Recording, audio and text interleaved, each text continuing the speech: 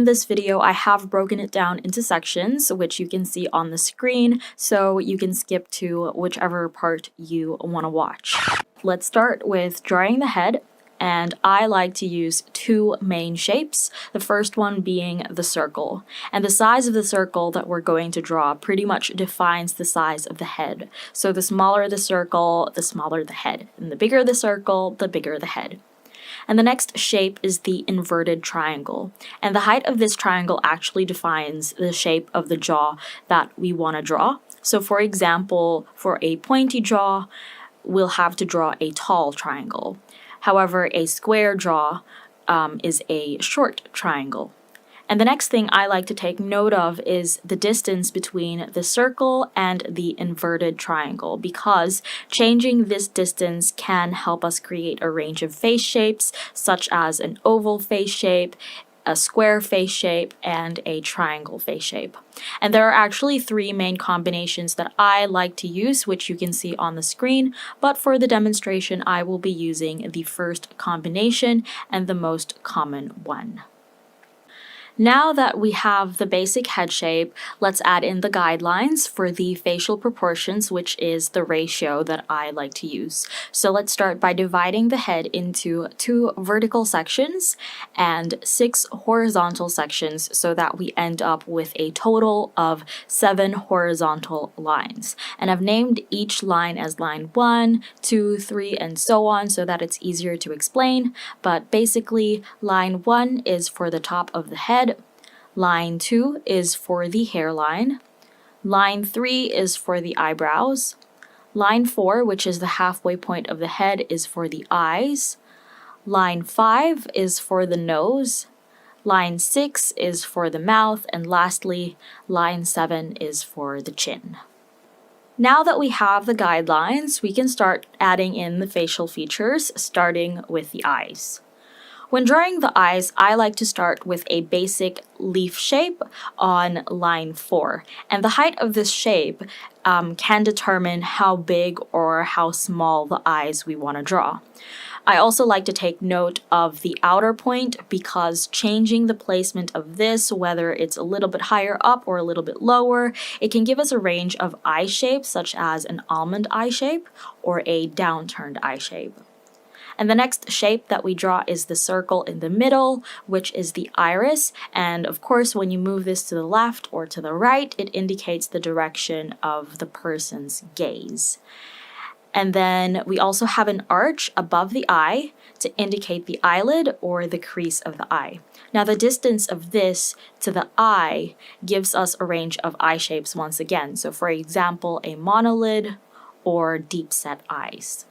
And also changing the angle of this can give us either upturned eyes or downturned eyes.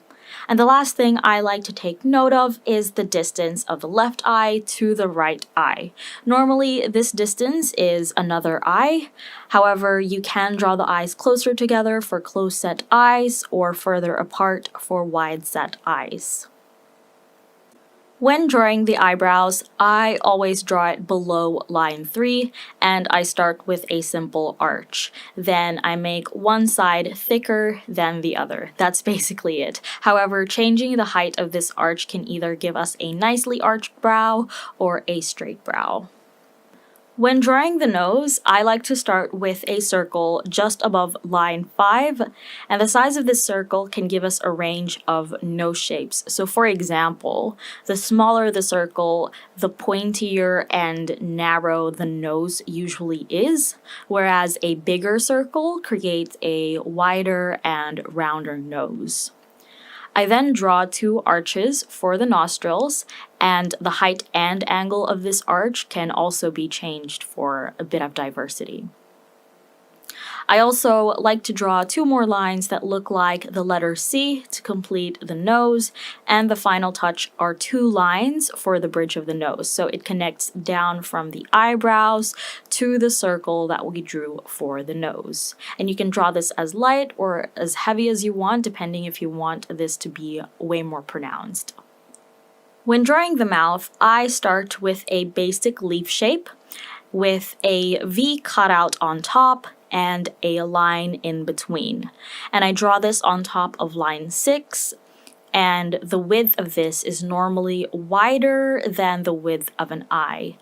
But changing this width basically gives you either small lips or wide lips. And then changing the height of this shape can actually also determine how large and plump you want the lips to be or how thin the lips are. And then, of course, you can alter the shape to create a more realistic look of the lips. When drawing the ears, I like to start with a line that looks like the letter C. And the degree of this line's curve pretty much determines the size of the ear from the front view. So some people do have ears that stick out, so that will be a very curved C that we draw, whereas some people's ears don't really stick out as much, so the curve of the letter C that we draw isn't as pronounced. I also draw like this random looking line for a very simplified look of the ear. When it comes to drawing the hairline, I have 4 options that I use to create the different face shapes. So for example, we have an arch, which can create an oval face shape. This is very common. We have a pointed arch, which can create a diamond face shape. A straight line can create a square face shape, and lastly, a letter M can create a heart face shape. However, sometimes this won't even come in handy since hairlines are normally hidden due to different hairstyles, for example, when you draw someone with bangs. The last thing I like to add to my portraits are circles or ovals, and I actually use the circle that we initially drew for the head as a guide when placing the ovals for the cheeks. I do like to add these, but for you, it's optional. However, if you've been following my style and my art, you would know that I like to add these for my portraits. I also like to draw an oval on the forehead just between the eyebrows, as this will help me when I color the face in later. And then lastly, I like to add a circle on the chin just underneath the mouth, as this one helps me shape the jaw. And as a bonus, feel free to draw the neck. For a more realistic look and something that I personally like, I draw it almost as wide as the jaw. However, you can change the width to make it nice and slender. And once you've added in all of the facial features and the hair as well, which will hopefully be in another video, you finally have drawn a face. So when it comes to drawing faces and pretty much anything, I highly recommend using references because reference images are very helpful when you're just starting out to draw. And it also gives you an idea of the diversity in faces, face shapes, and facial proportions. So I do hope that you've got an idea of what the basics are and how you can change that up through this video.